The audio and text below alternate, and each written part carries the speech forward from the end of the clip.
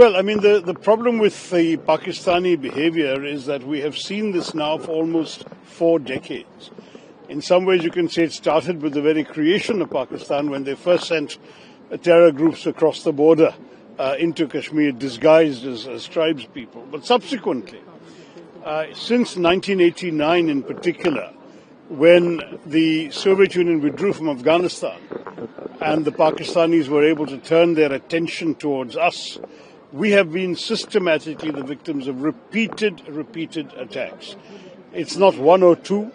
If you take small attacks into account, then we're looking at a couple of dozen attacks almost every year. If you take the major attacks, where the victims, the civilian and other victims, are at least in 2 figures, we're easily talking about 25 major attacks in this century alone. So that we are not just sitting around allowing this to keep on happening to us. We would much rather not have to deal with this problem. We would much rather focus on our own growth, our own development.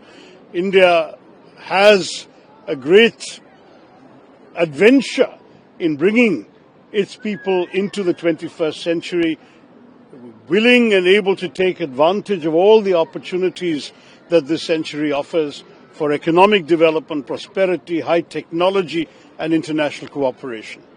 But if that is going to be thwarted or attempted to be thwarted by malign people with weapons, then we will answer them in kind.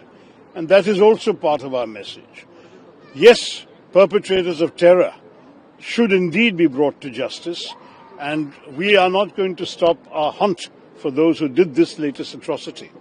But we need to think about where these people are based, where they have safe havens, where they are trained, equipped, financed, guided, armed, and often directly directed to perpetrate these horrors.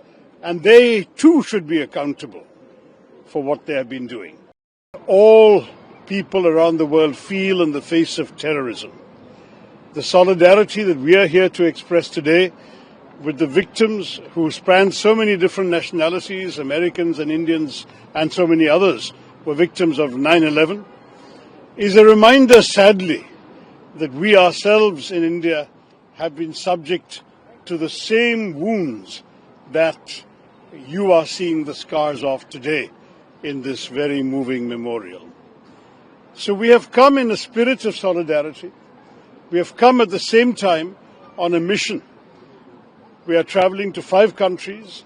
We will be back in the US at the end of a journey that will take us to Guyana, Panama, Colombia, and Brazil before we return to Washington. And in these countries, we are hoping to be able to explain to the world how important it is for all of us to stand together against the scourge of terrorism.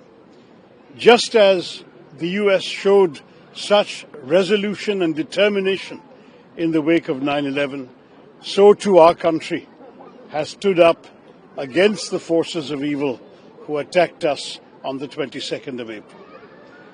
We hope that a lesson has been learned by those who perpetrated this attack and by those who finance, train, equip, and direct them. But we want to communicate to the world that we will not be sitting quietly if this is repeated, and we want the world to understand that this is not a time for indifference, but for mutual strength and mutual solidarity, so that we can all unitedly stand up for the values that the United States has always cherished, the values of democracy, of human freedom, of diversity, of coexistence of people of different communities, none of which, sadly, is in the agenda of those who conducted such attacks. I'll stop there if you have any particular questions. আমাদের video ভালো লাগলে like এবং share করুন। Comment সেকশনে গিয়ে জানান আপনাদের মতামত। আরও ভিডিও পেতে আমাদের চ্যানেল সাবস্ক্রাইব করুন এবং প্রতি মুহূর্তে খবরের আপডেট পেতে প্রেস করুন বেল আইকন।